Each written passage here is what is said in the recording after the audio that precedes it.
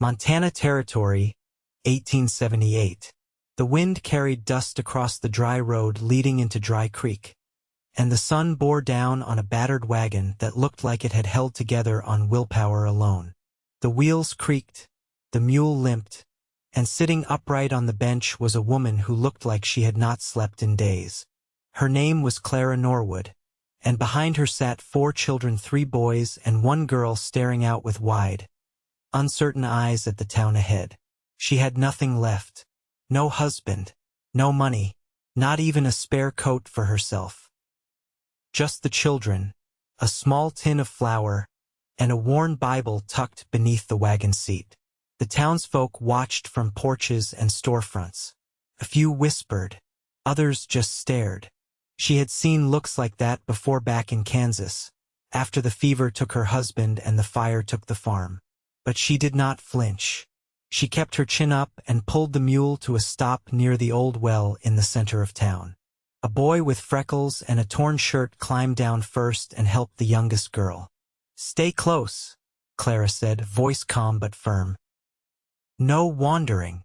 The oldest, a lanky boy of maybe 11, nodded and took his sister's hand. "Yes, Ma." The silence of the street was broken by heavy boots. A man crossed from the livery stable, hat low, shoulders broad under a dusty coat.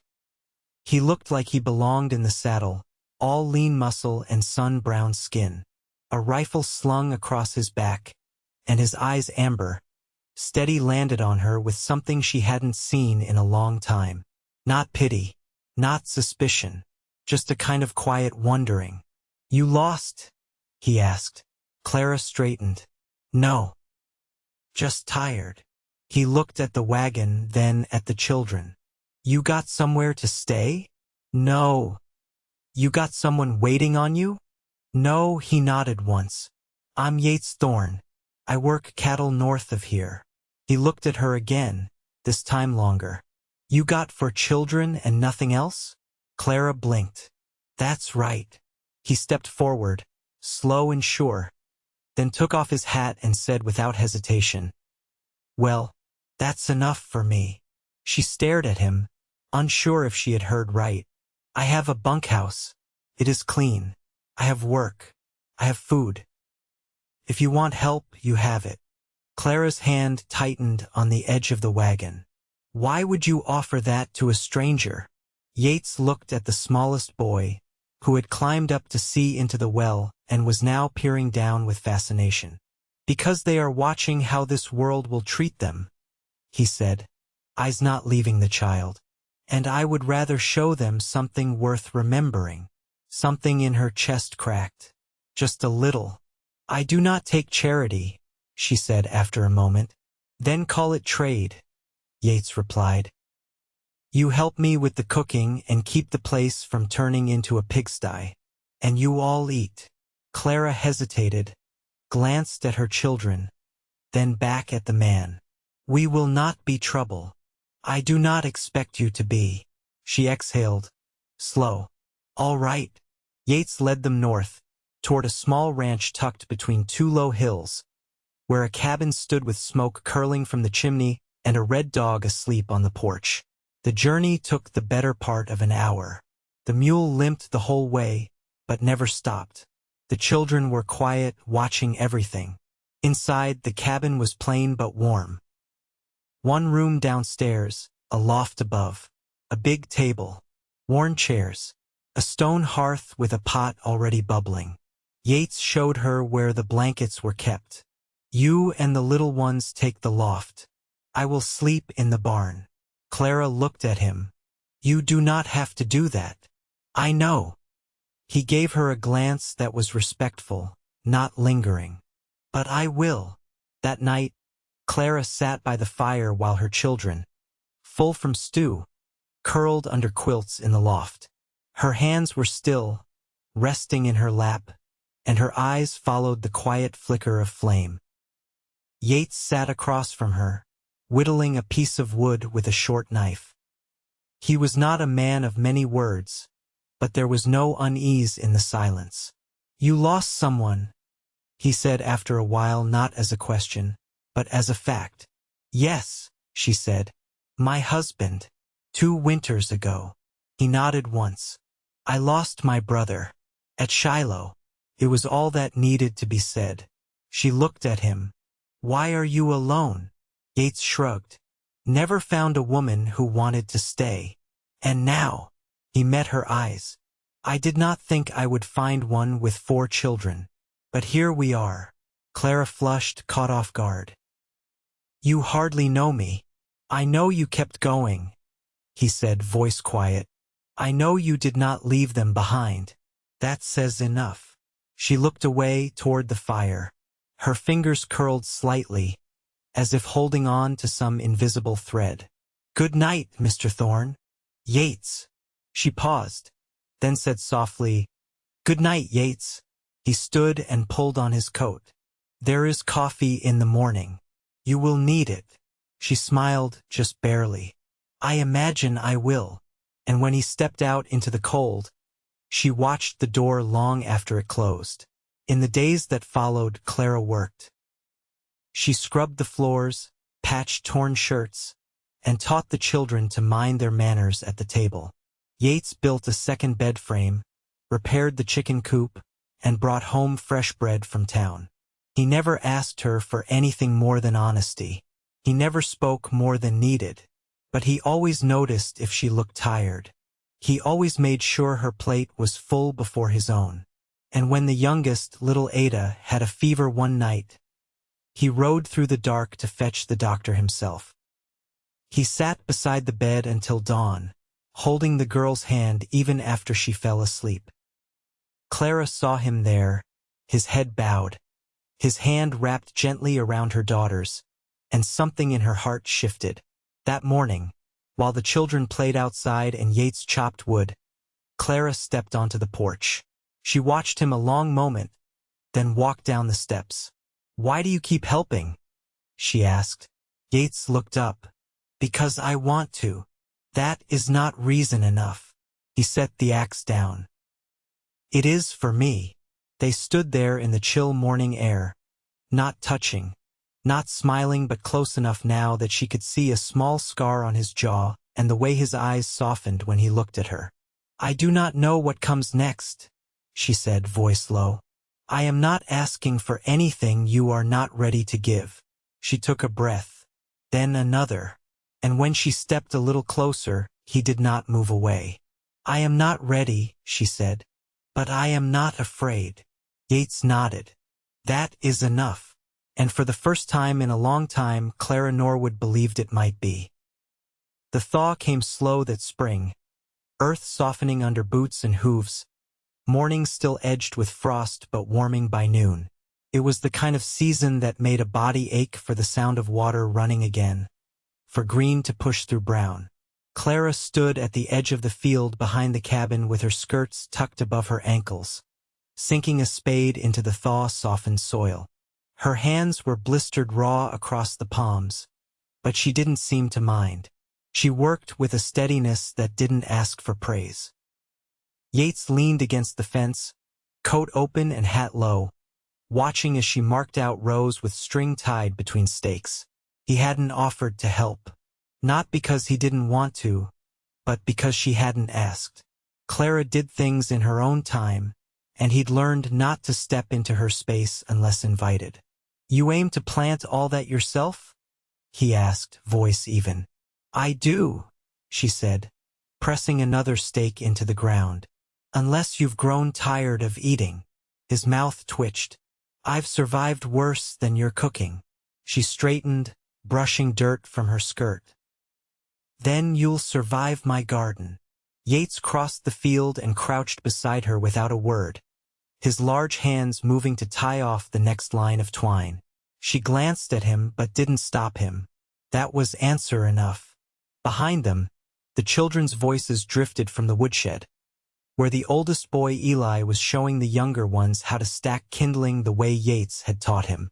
Clara kept her eyes on her work. You've been showing Eli how to mend tack. He's quick with his hands. He says you told him horse leather can't be forced, only softened. Yates shrugged, tying off another line. Same with people. Clara looked at him fully then, her gaze long and unreadable. You think I'm hard. I think you've had to be, he said, not unkindly. That's not the same. She turned back to the rose. He misses his father more now than he did before. He holding it in? That boy's been holding it since he was 8. She pressed a boot into the line, marking the depth for seeds. He thinks he has to be the man now. Yates rubbed a hand along his jaw. You ever tell him he doesn't? I try. She paused. But I think he needs to hear it from someone besides me. Yates didn't answer right away. He stood, his shadow long beside hers. I'll take him out riding tomorrow. Just him. Clara nodded once, sharp and grateful. He'd like that. Later that evening, after the children had gone to bed, Yates returned from the barn with a battered fiddle case in one hand. He paused at the threshold, uncertain, until Clara looked up from the mending in her lap. You play? She asked. Some, he said, shifting awkwardly. Not for anyone in particular.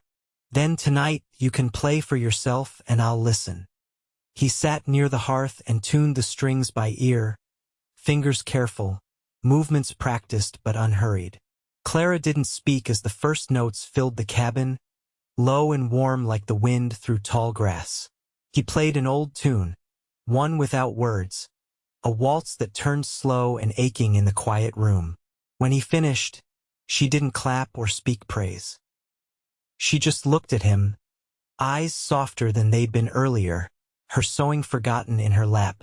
My mother played, she said after a long time. Only thing that made my father sit still. Yates rested the fiddle across his knee. Music's strange that way. She didn't teach me. Clara's voice was calm, but her eyes held something distant. She died before I was old enough to learn. Yates didn't offer comfort. He only nodded the way he did when he understood something without needing it explained. Clara leaned back in her chair and folded her arms across her middle. You ever think about leaving this place? He considered. Sometimes, he admitted. But I never do. Why not? Because sometimes the thing you're waiting for shows up exactly where you are. She didn't look away. And what if it already has? He didn't move toward her. He didn't need to. His voice answered quiet and certain. Then I stay. Outside, the wind shifted. The red dog lifted his head once and then lay back down. In the loft, Ada turned over in her sleep, murmuring half a word before settling again. Clara stood and crossed to the fire, her hands reaching to stir the embers. Tomorrow, I'll show you how I make seed cakes. Yates smiled faintly. That's so? If you're going to eat them, you may as well know what's in them. I trust you. She turned and met his eyes. I'm not used to that. Neither am I, he said. But maybe we both could be. That night, before she climbed the ladder to the loft, she paused at the bottom and looked back at him. No words passed between them, just a quiet understanding, passed like a coin from hand to hand.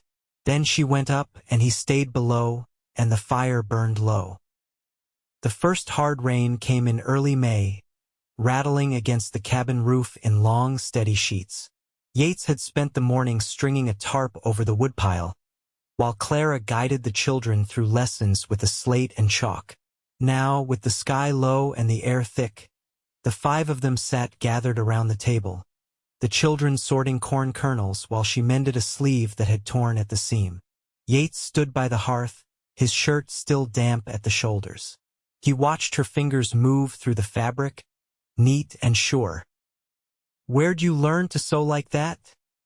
He asked, voice quiet enough not to disturb the rhythm of the rain. My aunt taught me, Clara said, threading the needle without looking up. She ran a boarding house in Missouri, said a girl who could stitch and keep her mouth shut would always eat. Yates gave a short laugh. Sounds like a woman who knew her place in the world. She knew how to hold it together when no one else would. Clara tied off the thread and handed the shirt to Eli, who inspected the seam as if it were a puzzle. She buried 3 husbands and still kept the ledgers balanced. Ada, seated near the fireplace with a doll made from yarn and old muslin, looked up. Was she happy? Clara hesitated. I think she found her peace where she could. Yates crossed the floor, crouching beside Ada. You know what makes a place peaceful? She shook her head, eyes wide. Folks who care about each other. That's all. Ada leaned her cheek against his shoulder. He let her stay there a long moment before lifting her gently and carrying her to the rocker near the hearth. Clara watched the scene, her mouth still but her eyes full. Later, when the children were asleep and the wind had gentled, Clara returned from checking the shutters and found Yates sitting on the porch with his coat draped over his knees. She stepped out barefoot, careful not to make noise on the boards. I didn't think you liked sitting still, she said softly. He glanced over. Some nights call for it. She lowered herself onto the top step, arms wrapped loosely around her legs. Her hair had come loose from its braid and hung in soft waves down her back. I used to think peace meant silence, she said. But tonight, it feels like something else. What does it feel like? She turned her head. Like being able to breathe without waiting for the next bad thing. Yates nodded slowly, his gaze steady on the dark fields beyond the fence line. I used to expect bad news with every knock on the door. That was after the war. It took years before I stopped reaching for my rifle every time someone called my name. Clara didn't speak for a while. I used to think I had to earn rest, she said at last. Like it was something owed only after every chore was done, every wound healed. She looked down at her hands, then out at the quiet land. But I'm learning that it's not about finishing things. It's about who's sitting beside you when the day ends. Yates didn't move, but his voice was softer when he replied. I'm here. Clara reached for his coat and laid it across both their laps, her fingers brushing his. I know. They sat like that until the lantern inside flickered low and the wind shifted again, this time warm from the south. The next morning, Yates asked Clara to walk with him before the sun cleared the ridge. He had already saddled his horse and packed a small basket with bread and apple slices. Where are we going? She asked, wrapping her shawl close. You'll see. They rode out together, Clara on the mule and Yates leading the way through a narrow path between tall cottonwoods. The air was filled with birdsong, and the sky had the soft blush of dawn. After a mile or so, they reached a grassy rise overlooking a bend in the creek. The water moved slow and clear, and the cottonwoods leaned over it like old men whispering secrets. Yates dismounted, tied his horse to a low branch and helped Clara down. They sat in the grass, the basket between them, the morning quiet around them like a held breath. I used to come here when things felt too loud, he said. Before you and the children. It's beautiful, she said, pulling her shawl tighter. Peaceful. He didn't answer at once. Then, turning toward her, he said, I brought you here because I wanted you to know what it means. To stay. Clara's brows drew together. I've lived alone a long time, he continued, and I made peace with that. But I don't want to be alone anymore. She studied him, her expression unreadable. I know you're not one to rush, he added. But I want you to know I see what's in front of me. I don't expect you to say anything now. Clara reached out and took his hand. She didn't squeeze it. She didn't look away. I didn't think I'd ever want to belong somewhere again, she said. But I do. Not because I'm tired. Because I'm ready. Her hand stayed in his, and the creek ran on below them. The world didn't shift or swell. It simply settled. Yates looked down at their joined hands. Then let's build something worth staying for. Clara nodded once. Together. And for the first time since she'd stepped off the wagon, She smiled without hesitation. Yates came in from the pasture with a slow gait, hat slung low, shoulders damp from the drizzle that had started just before dusk. Clara was at the stove, sleeves rolled above her elbows, stirring something thick in a cast-iron pot that gave off a rich, peppery scent. The children were quiet at the table, each with a thin sheet of paper and stubs of charcoal, sketching from the pictures Clara had drawn out earlier shapes of herbs, outlines of animal tracks. She didn't look up when Yates entered, but he saw her hand pause on the spoon for half a second before she kept on. He hung his coat by the door and stepped out of his boots.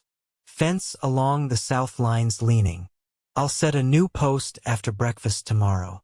Clara nodded. I'll pack you something to take out. You'll need more than bread if you're hauling. That'd be appreciated. She ladled stew into the children's bowls, careful and even, then set the pot off the heat. When she finally met his eye, there was something new in her gaze, not softer, but steadier. Eli told me you let him hold the reins today. Yates took his seat across from her. He's got a good sense of the animal. Doesn't pull too hard. Doesn't lean too far. I'm grateful you've taken time with him. He accepted the bowl she passed him. He's worth the time. Outside, the wind had picked up, bending the grasses against the window, and thunder rolled somewhere distant. The younger two boys ate fast, but Ada lingered, pushing her spoon around the bowl, her eyes flicking to the window. She doesn't like storms, Clara said quietly. Yates leaned forward. Ada, he said gently, you want to sit by the fire after supper? I've got a story about a fox and a quail that got lost in a thunderstorm. Ada looked at her mother.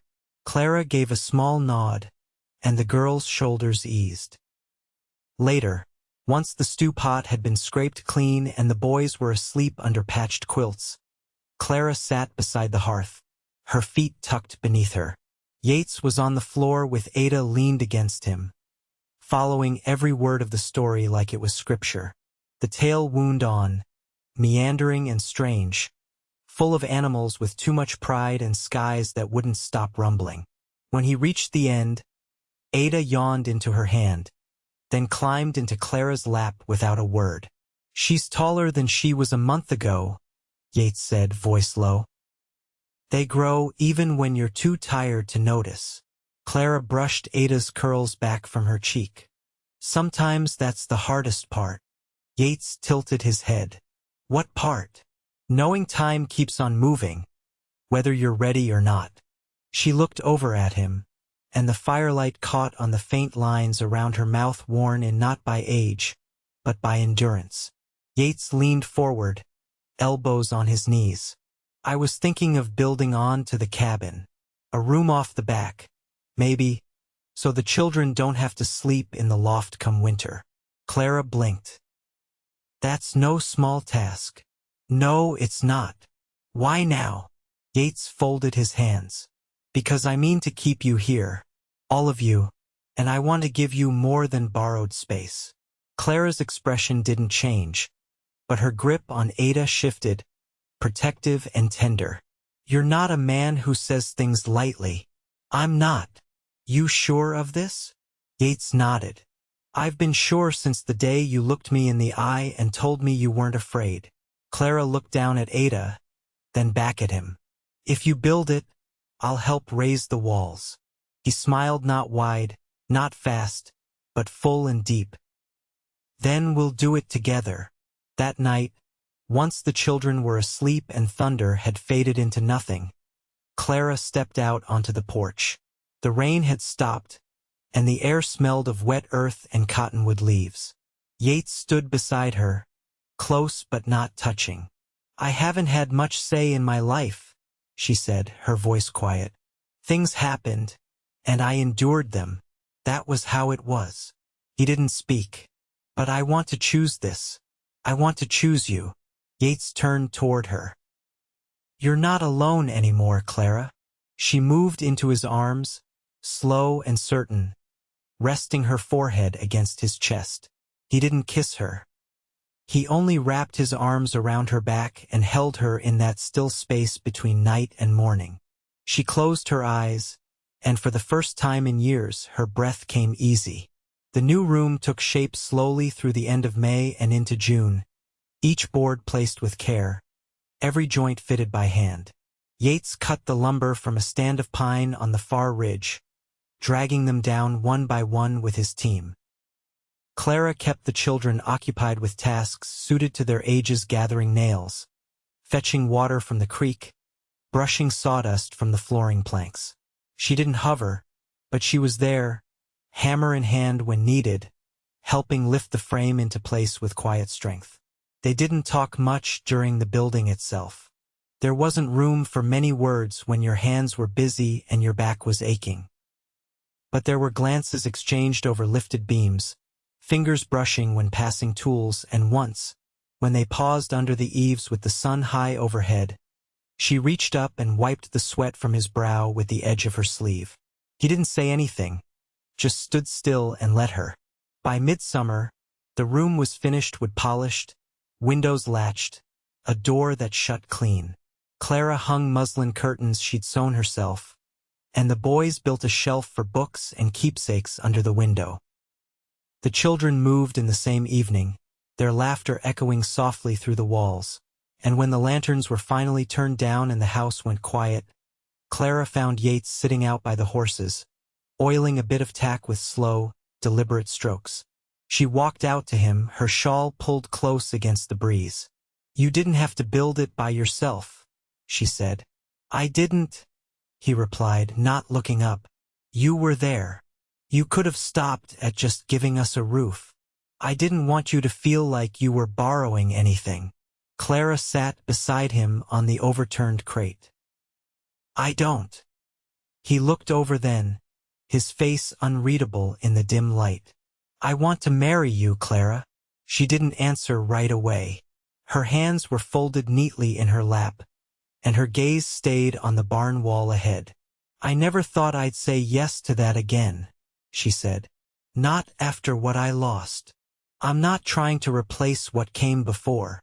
I know you're not." She turned to him, her voice steady. "And that's why I will." Yates set the oil rag aside. "You mean it. I wouldn't say it if I didn't." He reached over and took her hand, warm and calloused, and held it like something sacred. They were married under the cottonwoods near the creek, where wildflowers had pushed up through the tall grass and the water moved slow and clear. The children stood beside them, Eli holding Ada's hand. Both boys in clean shirts Clara had sewn from plain muslin. The preacher from Dry Creek came out in his wagon, and the Thorne dog lay curled at the edge of the clearing, thumping his tail every time someone walked past. Clara wore a dress the color of river clay, simple and well-fitted, and Yates had trimmed his beard for the first time in months. They said their vows with no flourish, no grand declarations, just quiet promises, spoken with weight. Afterward, they ate cornbread and sweet apples from the orchard up the ridge, and the children played a game with sticks and stones in the grass, while Yates strung a few notes on his fiddle. Clara sat on the porch steps and watched them all, her hands resting loose in her lap, her face turned toward the sun. That night, after the children had gone to sleep in their new room, Clara stood barefoot near the hearth, brushing her hair out with slow strokes. Yates came up behind her and ran a hand gently down her back, stopping at her waist. "You all right?" he asked. She turned to him, eyes soft. "I'm home," she said. "That's more than I ever thought I'd feel again."